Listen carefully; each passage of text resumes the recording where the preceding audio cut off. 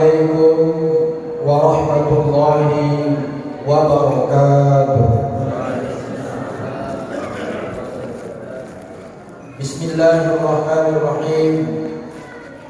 Alhamdulillahil fattahil alim alladzi arsyada man istafahu min ibadihi lit-ta'allumi wat-ta'lim wa ja'ala al-ilma sababan najati wal fawzi biz-zulfa 'indal malikil 'azim.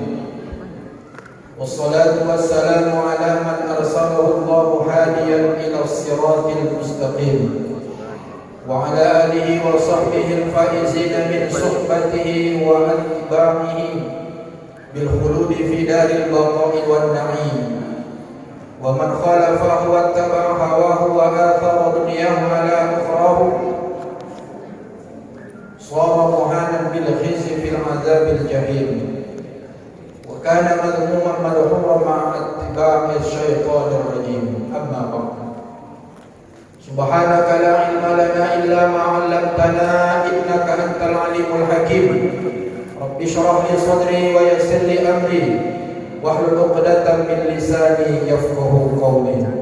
Allahumma arzuqna fahman nabiyyin wa hifdzal mursalin wa ilhamal malaikatil muqarrabin bi rahmatika ya arhamar rahimin. Yang sama kita hormati, yang kita muliakan bapak-bapak pengurus Badan Kemakmuran Masjid Nurul Burhanuddin, yang sama kita hormati, yang kita muliakan orang-orang tua kami, bapak-bapak, ibu-ibu, serta para jamaah, anak-anak remaja, anak-anak muda, serta anak-anak semua yang insya Allah semua kita dicintai Allah, semua kita senantiasa dalam lindungan Allah Subhanahu wa ta'ala. Amin ya rabbal alamin. Pertama sekali mari sama-sama kembali kita bersyukur kepada Allah dengan memperbanyak ucapan syukur alhamdulillahirabbil alamin. Salawat beserta salam kepada junjungan kita Nabi besar Muhammad sallallahu alaihi wasallam. Mudah-mudahan kita termasuk dari umat-umat beliau yang juga akan mendapatkan syafaat. Amin ya rabbal alamin. Bapak-bapak, ibu-ibu, jamaah yang dimuliakan Allah Subhanahu wa ta'ala. Pada malam hari ini kajian kita adalah seputar fikih sesuai yang diamanahkan oleh BKM kepada kami, bahwa setiap malam Rabu minggu kedua setiap bulannya kita akan mengkaji fikih. Sebelum kita lebih jauh mengkaji dan mempelajari tentang fikih ini, maka terlebih dahulu kita harus menyampaikan muqaddimah atau pengantar pendahuluan tentang fikih ini supaya membangkitkan semangat kita untuk mempelajari fikih. Bapak-bapak, ibu-ibu, jamaah yang dimuliakan Allah Subhanahu wa ta'ala, belajar fikih ini sangat-sangat penting. Ini perlu dicatat. Sangat penting. Orang yang tidak pernah belajar fikih dapat dipastikan dia bukan orang yang bertakwa. Saya ulang.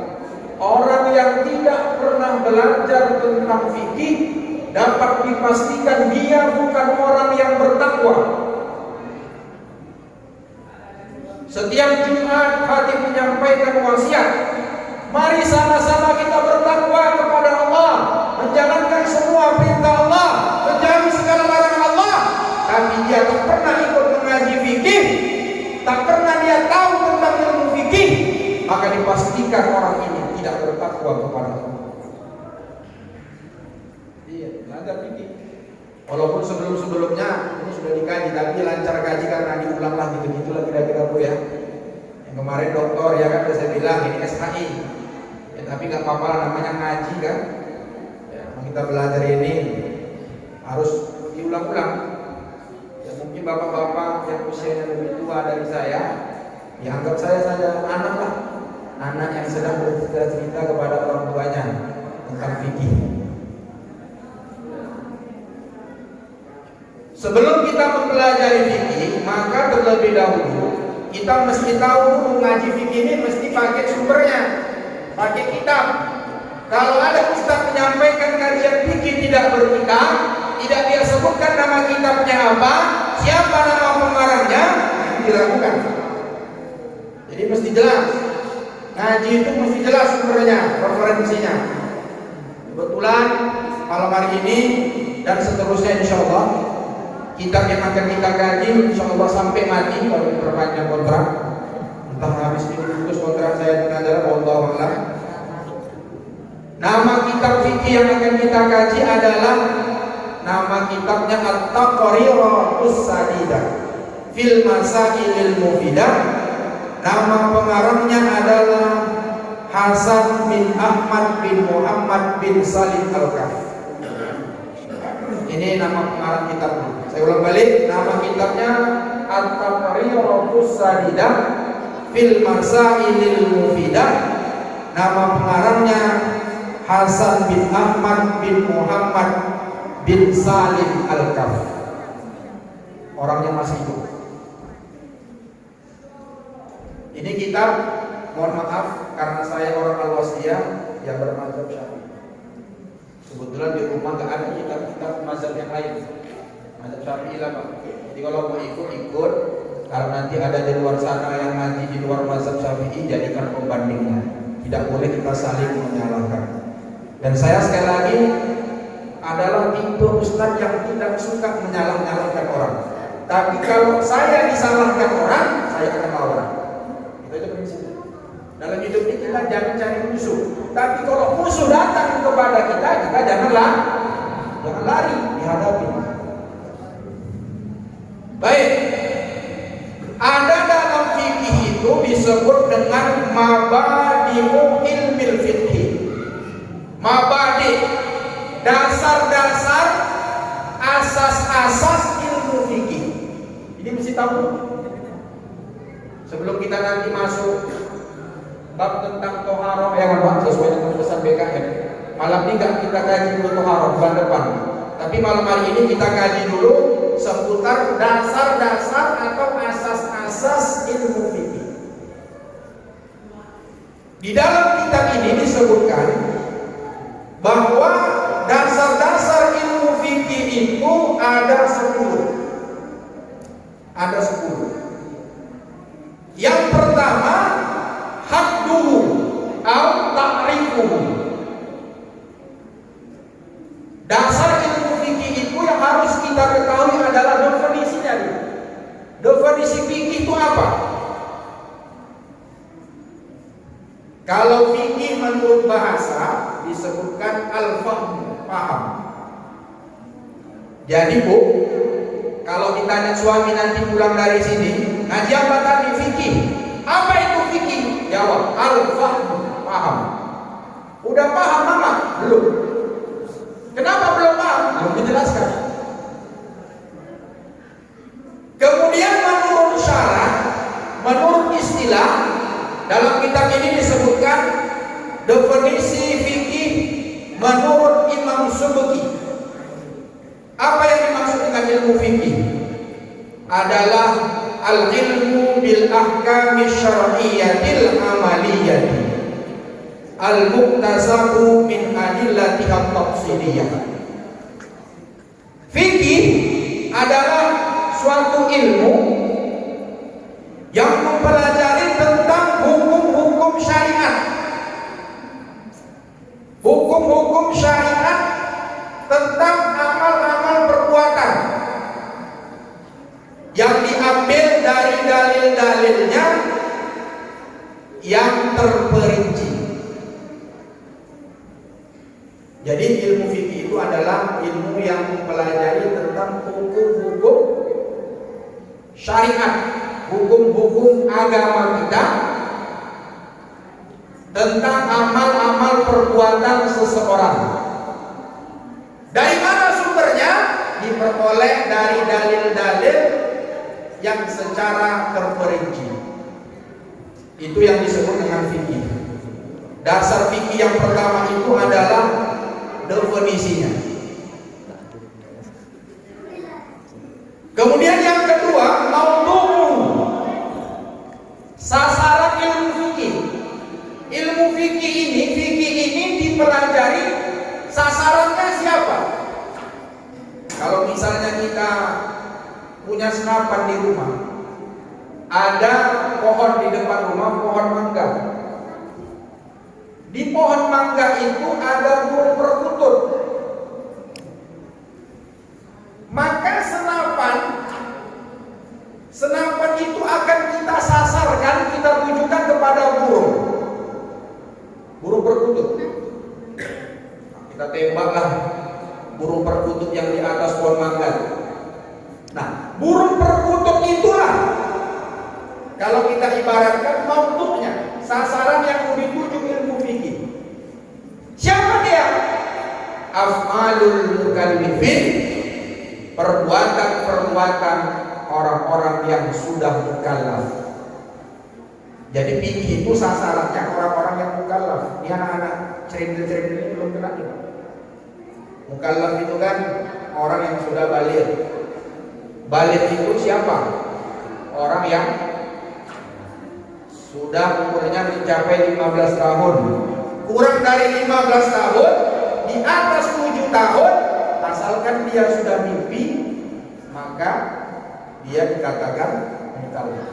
Jadi anak-anak nih, mohon maaf Bu, anak-anak ini gak bisa kita paksa dia untuk sholat. Kalau kajiannya fikih, kita bilang pula sama anak-anak ini, nak, sholat maghrib kau ke masjid Burhanuddin. Udah ayah kau gak sholat, kau pun gak sholat, berdosa kau nanti. Gak bisa Bu. Anak-anak ini belum mukallaf. Tapi dari segi ilmu yang lain, ilmu tasawuf, anak-anak ini memang dianjurkan untuk disuruh sholat. Jadi ilmu ini Pak 3 dalam hidup yang mesti kita pelajari. Pertama akidah tauhid, yang kedua fikih, dan yang ketiga tasawuf atau akhlak. 3 ilmu ini gak bisa kita lepaskan antara satu dengan yang lain. Itu ilmu fikih. Jadi sasaran tembaknya, tujuannya, ilmu fikih ini adalah semua perbuatan-perbuatan orang mukallaf. Sholat, puasa, zakat, haji dan lain-lain sebagainya. 3. Samaratuhu au faidatuhu. Faedah mempelajari ilmu tauhid. Faedah mempelajari ilmu fikih. Apalah gunanya kita belajar ilmu fikih ini? Dalam kitab ini disebutkan imtithalu awamirillah wajtinabu nawahihi wa hiya haqiqatut taqwa wa biha tahsulu samadatud darain. Manfaat faedah mempelajari fikih ini adalah orang yang mempelajarinya dia akan mampu mengerjakan semua perintah-perintah Allah dan menjauhi semua yang dilarang Allah. Itulah yang disebut dengan hakikat taqwa. Maka tadi di awal sudah saya sebutkan, kalau orang yang tak pernah belajar fikih maka dipastikan dia tidak orang yang bertakwa. Banyak tuh sekarang orang ngaji, dibukanya Al-Quran yang terjemahan itu, dibacanya 10 orang kumpul-kumpul, dibaca, diartikan, dipahami sendiri. Gak tahu dia mana yang haram, mana yang sunnah, mana yang makruh, mana yang mubah. Menurut orang itu aja. Maka kalau yang seperti ini, dia tidak bisa dikatakan orang yang bertakwa. Jadi orang yang bertakwa itu salah satu syaratnya adalah dia belajar ilmu fikih. Alhamdulillah, di masjid ini lengkap saya tengok pengajian, semua ada. Maka saya yakin dan percaya semua jamaah ini sudah masuk kriteria orang-orang yang bertakwa. Amin. Ya Rabbal alamin. Jadi takwa itu mesti berilmu. Bagaimana kita tahu apa yang diperintahkan Allah dan apa yang dilarang Allah kalau kita tak punya disuruh bertakwa, tapi kita nggak punya ilmunya. Apa-apa yang dilarang Allah, apa-apa yang disuruh Allah, kita nggak tahu, ya berarti kita nggak punya lah senjata takwa itu.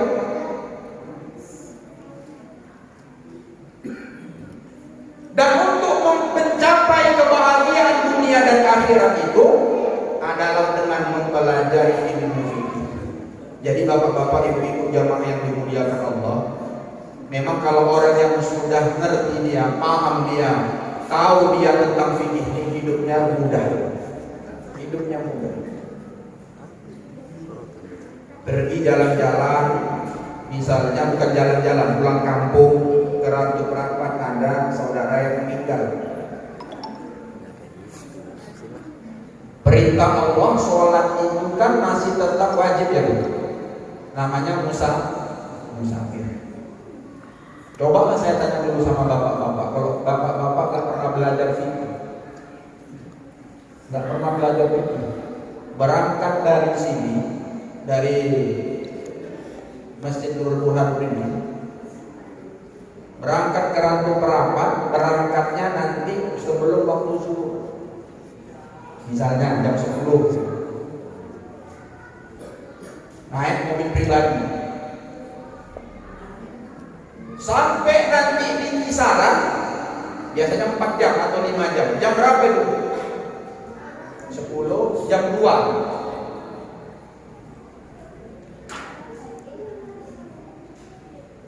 Sampai di Asahan, sampai di kisaran, kita mau sholat, sudah jam 2, istirahat. Coba saya tanya dulu sama bapak-bapak sama ibu-ibu, apa yang bapak-bapak ibu-ibu lakukan? Sholat kan perintah Allah, wajib ya Pak ya. Gak bisa ditinggalkan itu. Kayak mana pun caranya sholat itu gak boleh ditinggalkan. Coba, apa yang kita lakukan? Jawab lah Pak. Diapain Pak? Sholatnya diapain? Hah? Berarti bapak ini udah ngaji fikih, selamat. Coba kalau orang yang gak tahu, bingung ya. Oke, dijawab. Habis itu cara melaksanakannya bagaimana? Jauh-jauh saja lah, niatnya bagaimana? Nah kan? Jamaah apa namanya? Niatnya macam mana? Nah kan? Itulah gunanya belajar fikih. Kalau nggak belajar fikih, anyut. Nah itu nanti kita kaji. Maksudnya ini penyampaian aja Pak, supaya nanti kita giat kita belajar fikih ini, jangan malas. Setiap malam Rabu dibawa semua keluarga kita kemari. Ibu-ibu, bapak-bapak, yang punya istri, punya anak, bawa. Gadis-gadis bawa supaya tahu, supaya selamat dunia dan akhirat. Sudah. Berikutnya, asas dasar daripada ilmu fikih yang keempat. Yang pertama tadi apa Pak? Definisinya. Kemudian yang kedua, sasarannya, orang mukallaf. Yang ketiga, faedahnya. Faedahnya apa? Kita bisa mengerjakan perintah Allah dan menjauhi semua larangan Allah. Yang keempat, fadluhu, keutamaannya. Dalatil ayatu wal ahaditsu ala annahu afdhalul ulumi ba'da ilmi tauhid.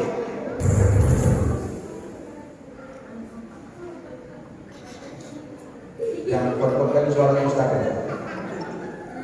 Ini mukadimah jadi kuat-kuat, karena habis ini saya lanjut lagi. Keutamaan ilmu fikih ini adalah bahwa ayat-ayat dan hadis-hadis yang menjadi dalil-dalilnya itu adalah menunjukkan bahwa ilmu fikih ini adalah termasuk daripada ilmu yang paling afdal setelah ilmu tauhid. Jadi ilmu tauhid itu nomor 1. Kemudian baru ilmu fikih, baru ilmu tasawuf. Karena kalau belajar fikih gak belajar tauhid, ya bodoh aja. Awak gak beriman sama Allah, tapi awak sholat. Gak beriman awak sama hari kiamat. Awak sholat tapi gak beriman hari kiamat. Allah ngapain lah? Hari kiamat itu kan ramalan. Belum ada saudara dapat menceritakannya? Apakah ada orang yang sudah mati bisa menceritakan itu balik ke dunia ini? Siapa yang bilang gitu? Siapa yang bilang itu? Kamu tahu kan, sama-sama tahu kita kan? Percuma saja dia kalau nggak percaya sama rukun iman itu, dia sholat. Cuma aja. Maka dalam kitab ini disebutkan ilmu fikih ini afdal utama, tapi setelah ilmu tauhid. Makanya ilmu tauhid itu harus ngaji juga. Siapa Pak di sini yang ada tauhid? Hah?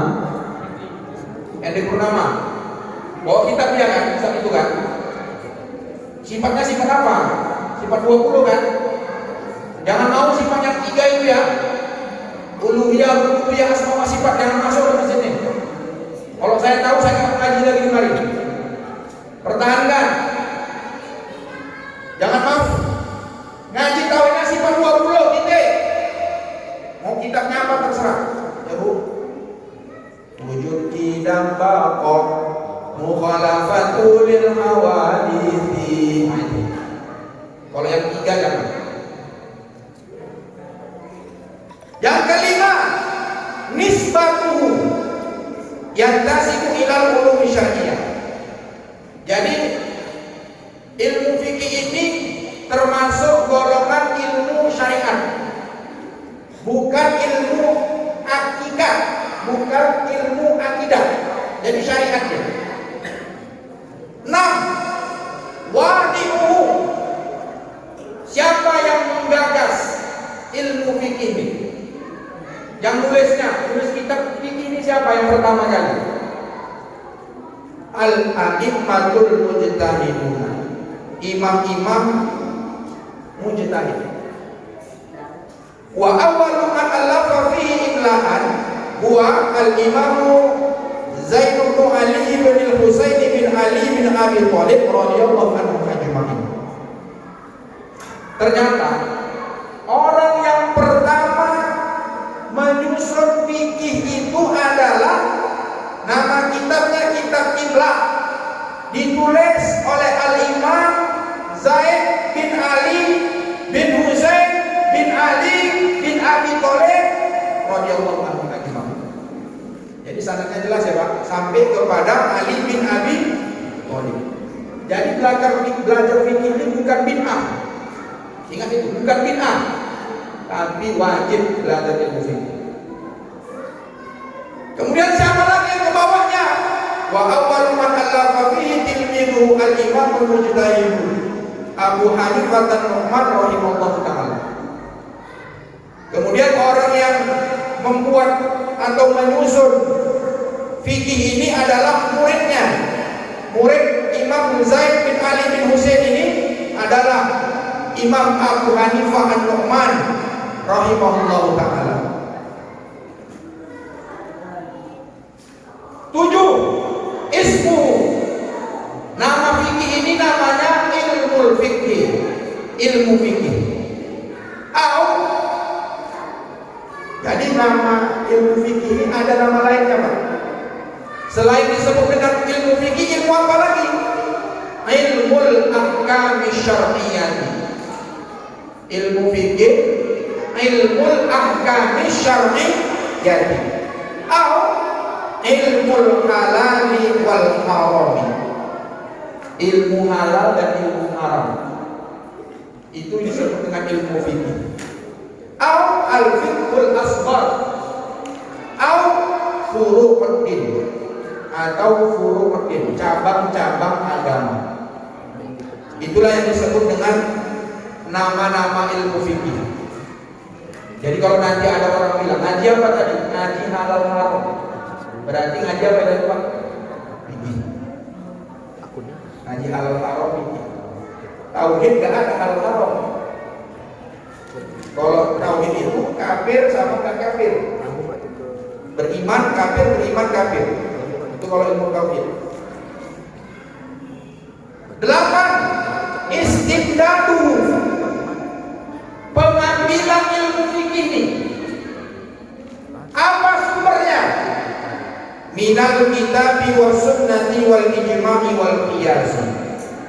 Jadi ilmu fikih ini yang ditulis oleh para imam-imam mujtahid itu sandarannya adalah yang pertama minal kitab Al-Quran, was sunnah hadis, wal ijma ulama, wal qiyas dan qiyas. Jadi sebetulnya Pak, belajar fikih ini sebetulnya kita belajar Quran, belajar hadis. Maka banyak ulama yang menyebutkan bahwa fikih ini sebetulnya termasuk salah satu penjelasan dari Al-Quran dan hadis.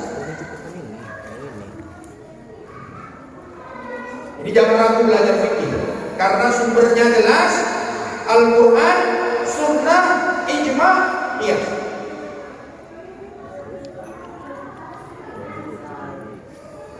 Sembilan, hukum syari'i fihi, hukum syariat tentang fikih ini. Yang pertama al-wujubul aini, wajib aini.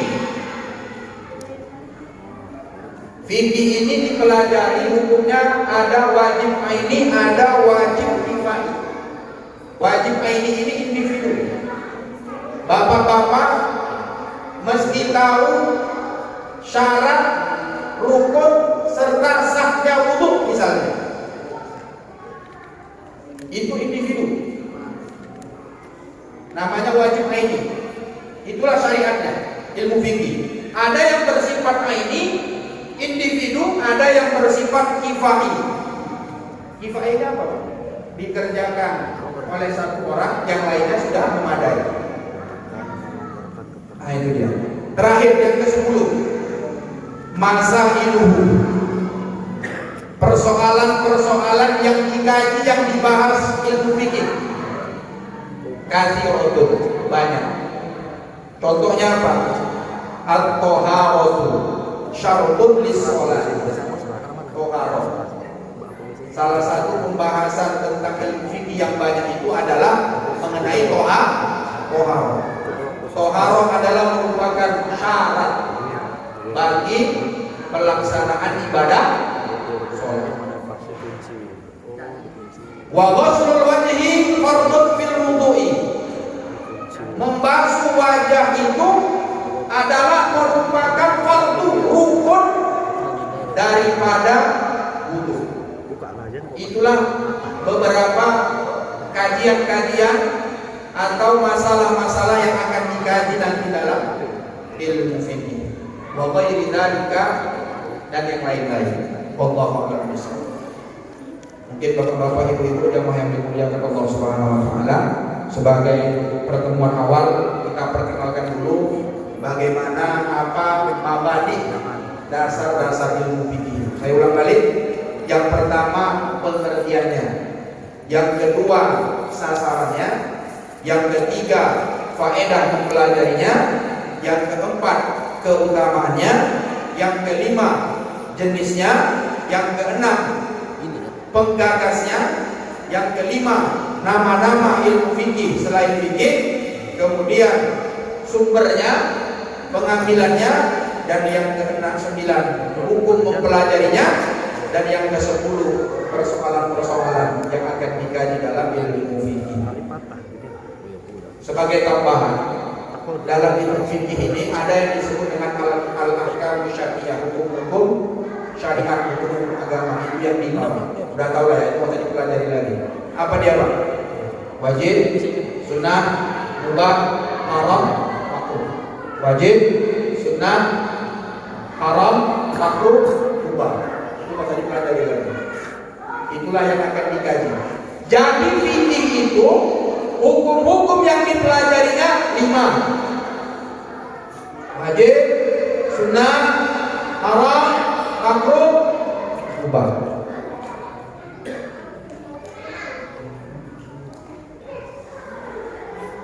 Insyaallah bulan yang akan datang kita akan mengkaji masuk kitab bab yang pertama tentang thaharah.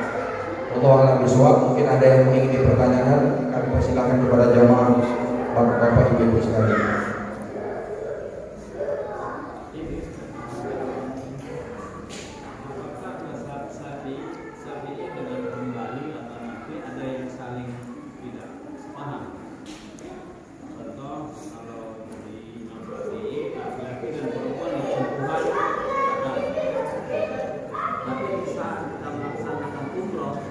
istri saling bersentuhan, nah itu bagaimana? Ustaz, macam mana? Ustaz, macam mana nih?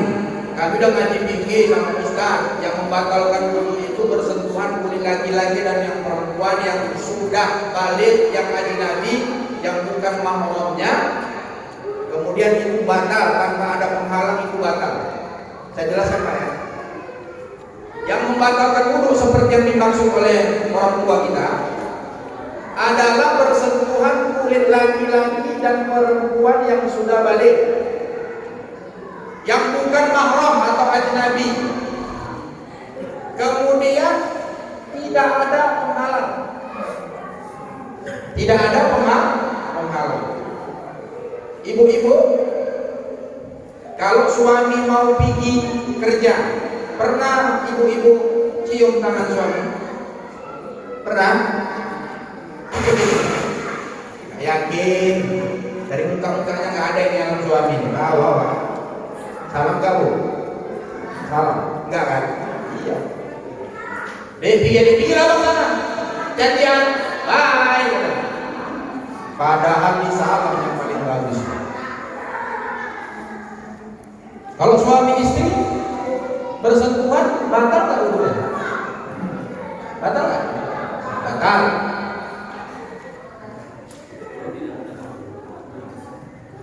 Jadi makanya gak kau cium-cium tangan suami itu, Ustaz. Aku takut wuduku batal. Kalau orang yang pandai pikir, disalam juga suaminya, tapi sambil pakai telepon, itulah risih. Dapat dua-dua, dapat cium tangan suami, wudu tidak batal. Itulah orang yang ngerti pikir. Enak kan kalau ngerti pikir? Saya rasakan itu. Bagaimana nikmatnya kalau kita tahu pikir. Enak, itu mudah nih. Karena kita nggak khawatir lagi kena dosa. Dan Ustaz, kami pergi ibadah haji, waktu melaksanakan tawaf di depan Ka'bah itu rame.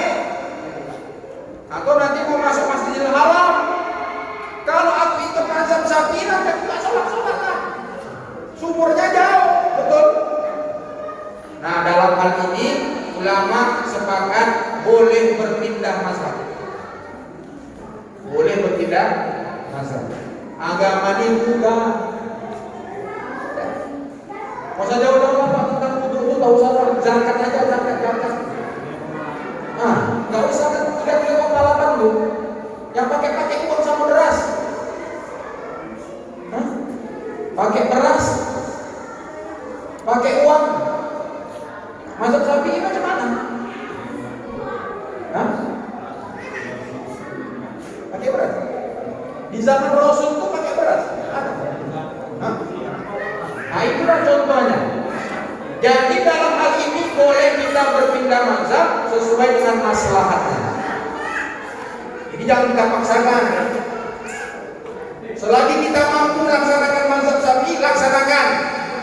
Kalau nggak bisa boleh berpindah. Tapi kalau udah nggak mampu lagi,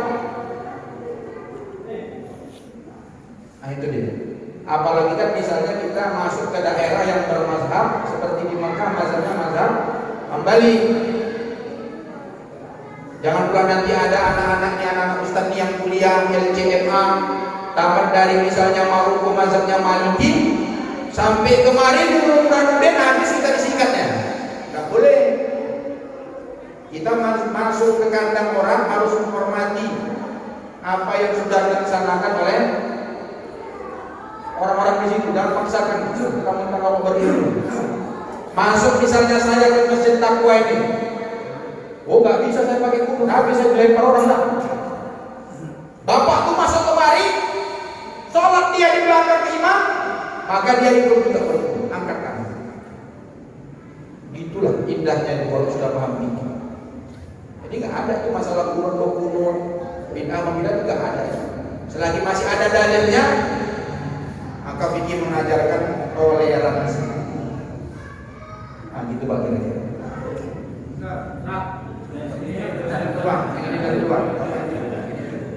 Assalamualaikum Ustaz. Salam. Ini dasar jam Ustaz. menentukan orang-orang yang sholat berjemaah atau sholat sendiri yang bagaimanakah dia kekurangannya dia tidak belajar fikih ya, yang bagaimanakah sholat adabnya dia yang salah yang dia belum pernah belajar fikih. Kita tadi dasarnya ini memang dalam Ustaz, banyak orang yang tidak tahu fikih. Orang tua kita dulu tidak ada istilah fikih, dia tahunya dari rumah sholat. Tapi sholatnya benar itu yang bagaimana? Terima kasih Pak Ustaz. Kalau berkaitan dengan sholat berjamaah, dalam kitab Nifas ada sekitar 10 halaman yang membahas tentang sholat berjamaah. Nah, dasar-dasar. Jadi yang penting dalam berjamaah ini masing-masing mesti tahu dulu. Imam mesti tahu dia fungsinya sebagai imam, makmum dia tahu fungsinya sebagai makmum. Contoh imam ini. Imam ini mesti dia berwudu, toharoh. Jangan sampai dia nggak suci. Contoh. Sedang sholat. Oh, Akbar. Dia dengar dia. Dia sendiri yang dengar, yang di belakang nggak buat saya kan. Imam mesti dia keluar. Ada gitu. Nah ini masjidnya bangun dia ngerti fikih. Jadi kalau bapak bilang orang-orang tua dulu kita nggak belajar fikih, salah kan? Orang-orang tua dulu itu belajar fikih pak, di surau-surau, di langgar-langgar, sambil mengaji abatasa, di lagu-lagu kan itu belajar itu. Cuma belajarnya nggak pakai kita gini, diundang ustaz, nggak langsung. Maka amalan-amalan orang-orang tua kita dulu itu yang sekarang banyak digugat orang, yang dibilang bid'ah itu, yang bilang bid'ah itu tak belajar bisikin aja, baru tahu bisikin habis orang dibatnya. Dah, jadi macam mana? Keluar. Siapa yang gantikan? Imam tua. Yang di belakang ustaz yang di belakang ini tak ada yang mau ustaz, ada ustaz tadi terlambat dari belakang, macam mana? Jauh, yang maju lah ustaz kemarin kalau ada. Jangan sampai dibatalin sholatnya. Itulah maka gunanya BKN itu menyiapkan 2 imam. Ya macam mana ustaz 2 imam? Ustaz tanya di sini. Nggak sanggup kami gajinya ustaz. Sanggup lah kalau ini sanggup lah, yakin ya. Sanggup lah, ya kan? Itu termasuk contohnya. Nah, jadi yang kecil-kecil gitu. Kemudian contoh satu lagi, makmum. Tadi untuk imam, sekarang untuk makmum. Makmum ini jangan mendahului gerakan imam.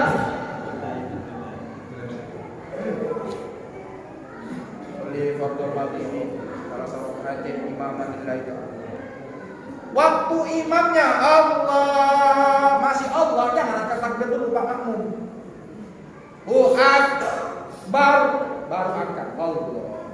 Atau minimal Allahu Akbar, aknya itu makmum angkat tangan, itu udah boleh.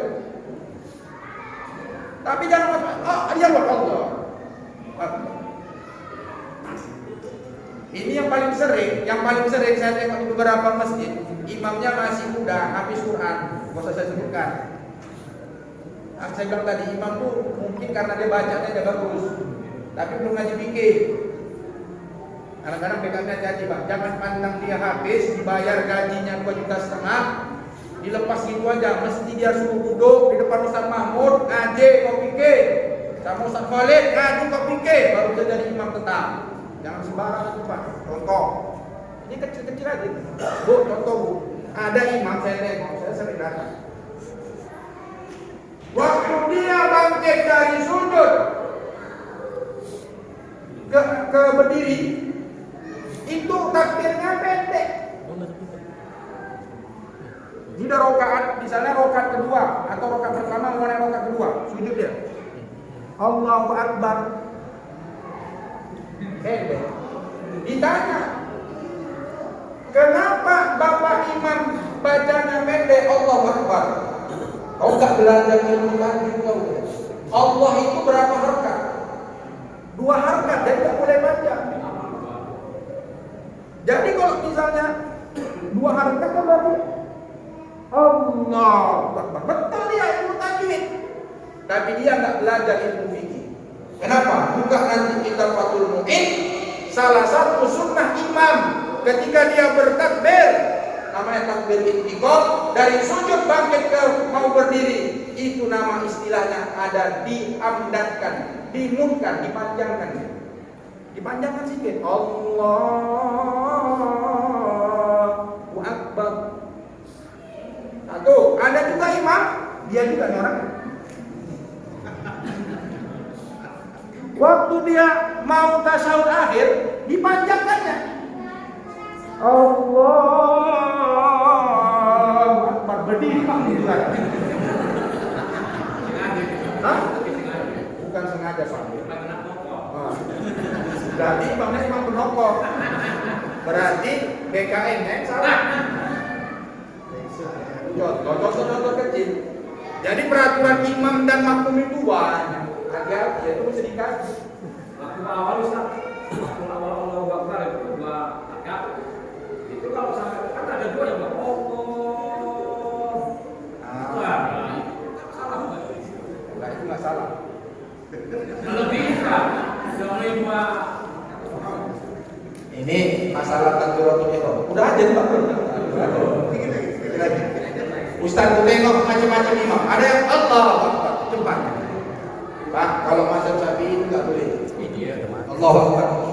Karena letak niat takbiratul ihram itu, niat itu terletak di awal takbiratul ihram. Yang Allahu Akbar. Tengok di Masjidil Haram Ustaz, Allahu Akbar. Langsung cepat. Dia mazhabnya Hambali, niatnya sebelum takbir. Kalau kita mazhab Syafi'i, waktu takbiratul ihram itu di situ pasang niat. Maka agak lama sedikit. Saya termasuk agak lama.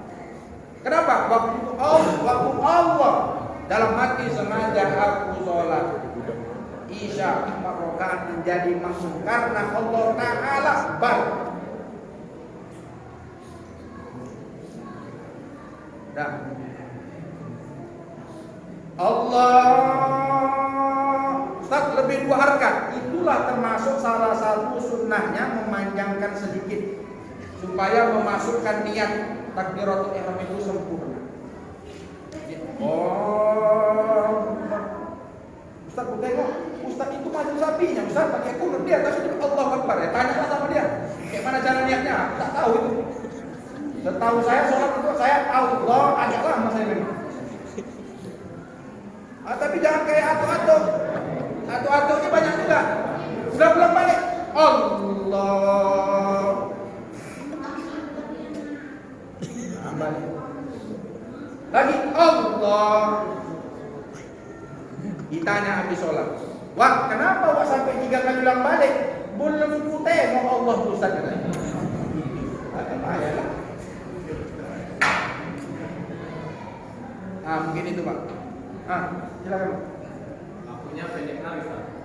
Orang harus banyak. Tidak apa Pak yang pendek aja ini. Oh, jadi ini aja Ustaz. Tadi kan Ustaz sudah menyinggung masalah agama.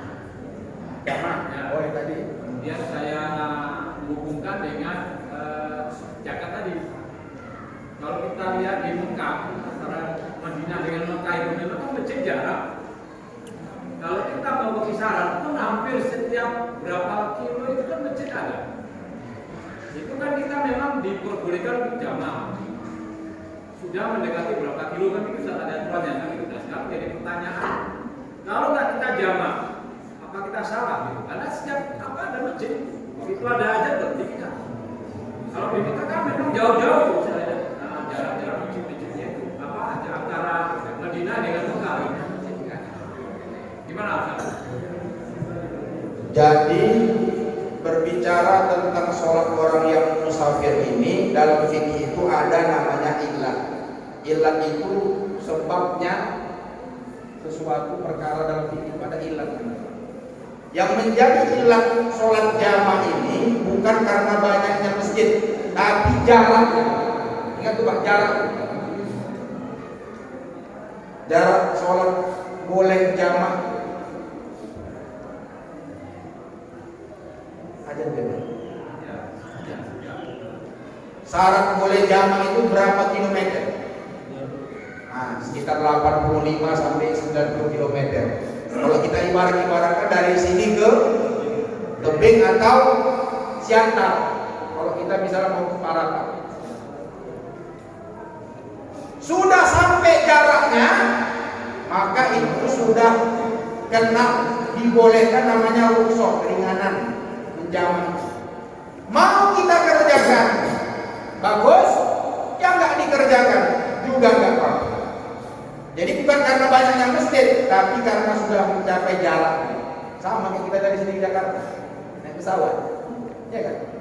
2 jamnya, tapi jamnya berapa itu? Bolehkah aku menjamaknya Ustaz? Jadi bukan karena banyak masjidnya, Pak, tapi jarak. Kalau sudah jaraknya sampai, nah boleh lagi. Jadi mana yang Ustaz yang paling bagus? Yang paling bagus itu menurut sebagian pendapat ulama, kalau masih saya Imam Nawawi, ambillah karena udah dikasih Allah itu. Udah dikasih kok nggak diambil. Itulah kira-kira. Tapi menurut pendapat yang lain lebih bagus dia sholat seperti biasa, tapi nanti ada ketentuan syarat-syaratnya, saya nggak lupa. Boleh nanti saya share aja lah. Mungkin itu yang nanti saya sampaikan. Ada doa nih kan? Doa.